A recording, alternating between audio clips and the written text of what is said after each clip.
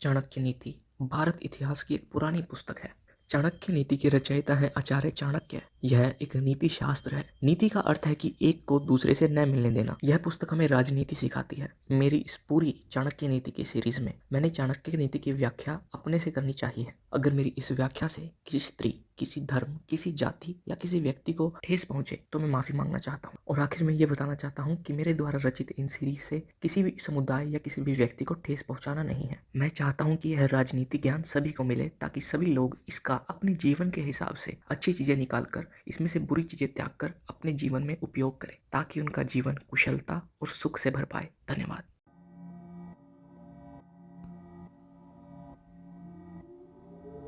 चाणक्य नीति चतुर्थ अध्याय। आज के इस प्रकरण में हम पूरे चतुर्थ अध्याय को समझेंगे।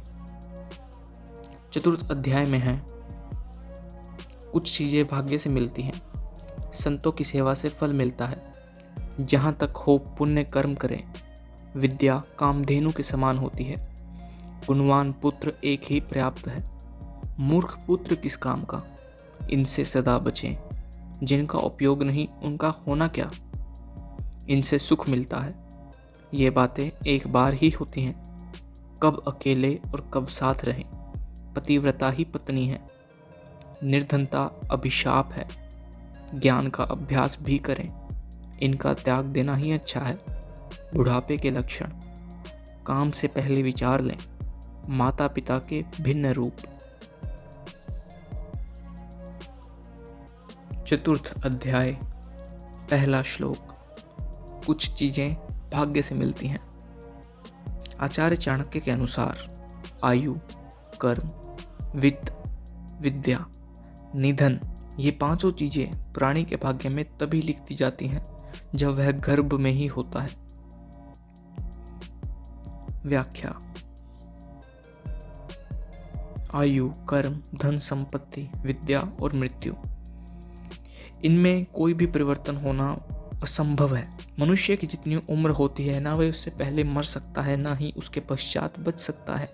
धन, संपत्ति, आयु, विद्या, यह सब पहले से ही तय होती है। दूसरा श्लोक। संतों की सेवा से फल मिलता है। संसार के अधिकतर पुत्र, मित्र और भाई साधु महात्माओं, विद्वानों आदि की संगति से दूर रहते हैं। जो लोग सत्संगति करते हैं वे अपने कुल को पवित्र कर देते हैं। व्याख्या। आजकल लगभग सभी लोग सत्संग से दूर भाग रहे हैं। किसी किसी को सत्संग के बारे में पता ही नहीं, किंतु जो व्यक्ति सच्चे ज्ञानी महात्माओं का दर्शन करते हैं, उनका साथ करते हैं, उनकी संगति करते हैं, वे अपने कुल को पवित्र करके उनका तारण करते हैं। तीसरा श्लोक। जहां तक हो पुण्य कर्म करें। जब तक शरीर स्वस्थ है तभी तक मृत्यु भी दूर रहती है, अतः तभी आत्मा का कल्याण कर लेना चाहिए। प्राणों का अंत हो जाने पर क्या करेगा? केवल पश्चाताप ही शेष रहेगा। व्याख्या। जब तक शरीर स्वस्थ रहता है तब तक मन तेज, बुद्धिमान रहता है। उसी समय आत्मा और परमात्मा को पहचान कर आत्म कल्याण कर लेना चाहिए। वृद्धा अवस्था में या फिर मृत्यु हो जाने पर कुछ भी नहीं किया जा सकता। वृद्धावस्था में गुरु संगति करना भी अत्यंत दुर्लभ है, इसलिए जवानी में ही अपने आप को अच्छे कार्य की तरफ मोड़ें। चौथा श्लोक। विद्या कामधेनु के समान होती है। आचार्य चाणक्य यहाँ विद्या के महत्व को बताते हैं और कहते हैं कि विद्या कामधेनु के समान गुण वाली होती है, बुरे समय में भी फल देने वाली होती है, प्रवास काल में मां के समान तथा गुप्त धन होती है। व्याख्या। विद्या सभी इच्छाओं को पूर्ण करती है, बुरे से बुरे समय में भी व्यक्ति का साथ नहीं छोड़ती। यदि देश से या घर से कहीं बाहर जाना पड़े तो वह मां के समान रक्षा करती है। यह एक गुप्त धन है, इस धन को कोई देख नहीं सकता, परंतु विद्या ही वो महान धन भी है। पांचवा श्लोक। गुणवान पुत्र एक ही पर्याप्त है। आचार्य चाणक्य यहाँ गुण को महत्व देते हुए कहते हैं कि केवल एक गुणवान और विद्वान बेटा सैकड़ों गुणहीन निकम्मे बेटों से अच्छा होता है। जिस प्रकार एक चांद ही रात्रि के अंधकार को दूर करता है, असंख्य तारे मिलकर भी रात्रि के गहन अंधकार को दूर नहीं कर सकते, उसी प्रकार एक गुणी पुत्र ही अपने कुल का नाम रोशन करता है, उसे ऊंचा उठाता है, ख्याति दिलाता है। व्याख्या: सैकड़ों गुणहीन पुत्र या पुत्री कुल को कलंकित ही करते हैं, परंतु एक गुणवान पुत्र या पुत्री अपने पूरे कुल का नाम रोशन करके पूरे देश का नाम रोशन कर सकती है। इसलिए गुणवान पुत्र एक ही पर्याप्त है। छठा श्लोक।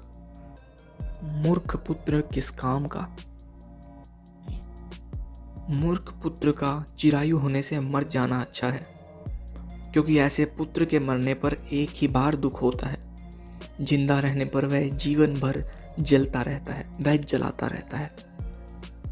व्याख्या: मूर्ख पुत्र अपने कुल को कलंकित करता है, वह देश को गिराता है। यह भूले नहीं कि यह नीति शास्त्र है जो पूरे देश के लिए काम आता है।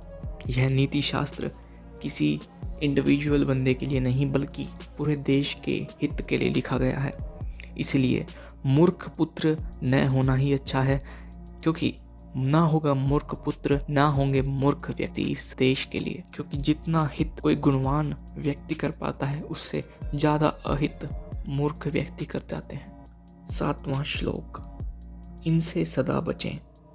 दुष्टों के गांव में रहना, कुलहीन की सेवा, कुभोजन, कर्कशा पत्नी, मूर्ख पुत्र तथा विधवा पुत्री, ये सब व्यक्ति को बिना आग के जला डालते हैं। व्याख्या: इन सभी बातों को व्यक्ति पर भारी दुख होता है यदि दुष्टों के बीच में रहना पड़े, नीच खानदान वाले या नीच व्यक्ति की सेवा करनी पड़े। घर में कर्कशा पत्नी हो, पुत्र मूर्ख हो या पुत्री मूर्ख हो, पढ़े लिखे गुणवान नहीं या बेटी विधवा हो जाए, ये सारे दुख बिना आग के ही व्यक्ति को जला देते हैं। आज के समय में बेटी बेटा इन दोनों में ये बातें समान रूप से शोभा देती हैं। 8वां श्लोक। जिनका उपयोग नहीं उनका होना क्या? आचार्य चाणक्य कहते हैं कि उस गाय से क्या करना जो न तो दूध देती है और न गाभिन होती है। इसी तरह उस पुत्र के जन्म लेने से क्या लाभ जो न विद्वान हो और न ईश्वर का भक्ति ही हो। व्याख्या: यहाँ गाय को सिर्फ एक एग्जाम्पल के रूप में बताया गया है। इसी तरह ये बताना चाहते हैं कि पुत्र यदि वह विद्वान ना हो और भक्त ना हो, तो उस पुत्र का होना या न होना बराबर है, क्योंकि उसने जीवन पहचाना ही नहीं। 9वां श्लोक। इनसे सुख मिलता है। संसारिक ताप से जलते हुए लोगों को 3 ही चीजें आराम दे सकती हैं: संतान, पत्नी तथा सज्जनों की संगति। व्याख्या: आदमी बाहर के संघर्षों से तथा भीतर के संघर्षों से जूझता रहता है। दिन भर के परिश्रम व हार के बाद पीड़ा और मानसिक व्यथा को भूलने व शांत करने के लिए उसे 3 ही चीज आराम दे सकती हैं: पहला संतान, दूसरा पत्नी तथा तीसरा सज्जनों की संगति। यह बात एकदम खरी है। 10वां श्लोक। ये बातें एक बार ही होती हैं। यहाँ आचार्य कहते हैं, 10वां श्लोक। ये बातें एक बार ही होती हैं। यहाँ आचार्य कहते हैं कि राजा लोग एक ही बार बोलते हैं, पंडित भी एक ही बार बोलते हैं तथा कन्यादान भी एक ही बार होता है। ये तीनों कार्य एक एक बार ही होते हैं। व्याख्या: राजा, पंडित तथा माता पिता द्वारा बोले गए वचन लौटाए नहीं जाते, किंतु ये निभाए जरूर जाते हैं। उनके पूरा करना ही महानता है, अर्थात जिसे जो अच्छा काम करना होता है वह करता है, उसे बार बार कहना की आवश्यकता नहीं है। यही बड़े व्यक्तियों का आदर्श रूप है। 11वां श्लोक। कब अकेले कब साथ रहे, तब अकेले में करना उचित होता है। पढ़ने में 2, गाने में 3, जाते समय 4, खेत में 5 व्यक्ति तथा युद्ध में अनेक व्यक्ति होने चाहिए। व्याख्या। तपस्या करने में व्यक्ति को अकेला ही रहना चाहिए। पढ़ते समय यदि 2 हो तो वह पढ़ना उचित है। गाने गाते समय यदि 3 हो तो वह सबसे अच्छा साथ है। कहीं जाते समय यदि पैदल जा रहे हो तो 4 व्यक्ति अच्छे रहते हैं। खेत में काम करते वक्त 5 लोग, किंतु युद्ध में जितने ज़्यादा लोग हो सके, जितनी ज़्यादा बड़ी सेना हो सके, उतना ही अच्छा है।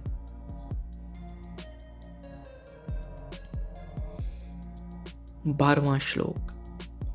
पतिव्रता ही पत्नी है। वही पत्नी है जो पवित्र और कुशल है। वही पत्नी है जो पतिव्रता है। वही पत्नी है जिसे अपने पति से प्रीति हो। वही पत्नी है जो पति से सत्य बोले। व्याख्या। आज के समय में वही पति भी है जो इन सभी चीजों को निभाए। पत्नी और पति आपस में प्रीति करते हों, पवित्र हों, वह सत्य रहते हों, वही सच्चे पति पत्नी है। 13वां श्लोक। निर्धनता अभिशाप है। पुत्रहीन के लिए घर सूना हो जाता है। जिसके भाई ना हो उसके लिए दिशाएं शून्य हो जाती हैं।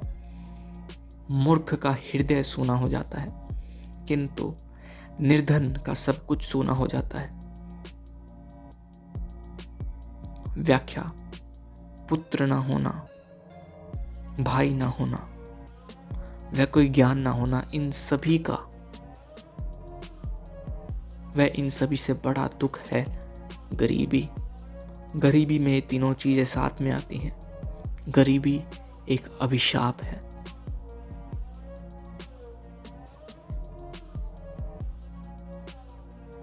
चौदहवां श्लोक। ज्ञान का अभ्यास भी करें। जिस प्रकार बढ़िया से बढ़िया भोजन बदहजमी में लाभ करने के स्थान पर हानि पहुंचाता है और विष का काम करता है, उसी प्रकार निरंतर अभ्यास न करने से शास्त्र ज्ञान भी मनुष्य के लिए घातक विष के समान हो जाता है।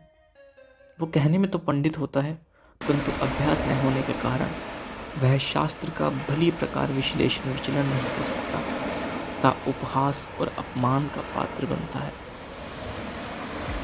व्याख्या। शास्त्र वह चीज है जिसके लिए शुद्र वाली बुद्धि नहीं होनी चाहिए। शास्त्र हो सके तो ज्ञानी पुरुषों से ही सीखें। वह उनका मनन और अध्ययन अवश्य करें। 15वां श्लोक। इनका त्याग देना ही अच्छा।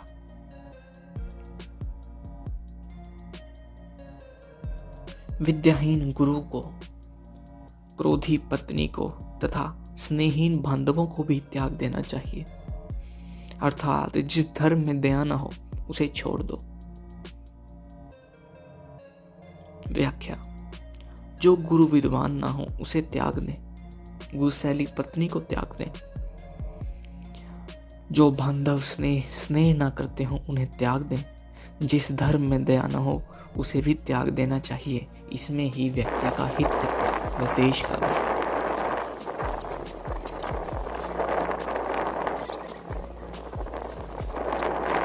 सोलहवां श्लोक। बुढ़ापे के लक्षण।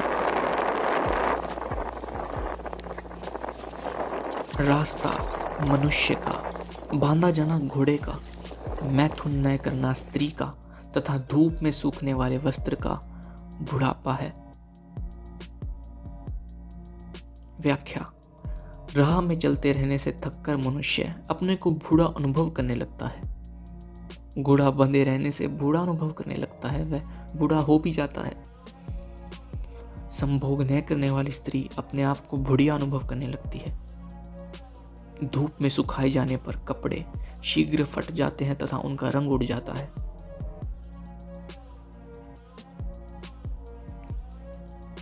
17वां श्लोक। काम से पहले विचार कर लें। कैसा समय है, कौन मित्र है, कैसा स्थान है, आय व्यय क्या है, मैं किसकी ओर, मेरी क्या शक्ति है, इसे बार बार सोचना चाहिए।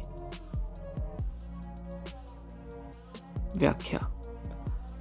काम को करने के लिए उचित तरीका क्या रहेगा, मेरे साथ में साथी है कौन, कौन है जो मेरी मदद करेगा, क्या इस स्थान पर करने से इसे कोई लाभ भी होगा, इस काम में कितना खर्च, कितना आय, कितना व्यय होगा, मैंने किसकी मदद की, मेरा सच्चा मित्र कौन, मेरे पास कितनी शक्ति। इन बातों को विचार जरूर करना चाहिए। ऐसे विचार करने से मनुष्य को समझदारी से काम लेना चाहिए और इसी प्रकार वह समझदारी से जीवन व्यतीत कर पाएगा। 17वां श्लोक। माता पिता के भिन्न रूप। पिता, जन्म देने वाला, उपनयन संस्कार करने वाला, विद्या देने वाला, अन्नदाता तथा भय से रक्षा करने वाला, ये 5 प्रकार के पिता होते हैं। माता, राजा की पत्नी, गुरु की पत्नी, मित्र की पत्नी, पत्नी की माँ तथा अपनी माँ, ये 5 प्रकार की माताएं होती हैं।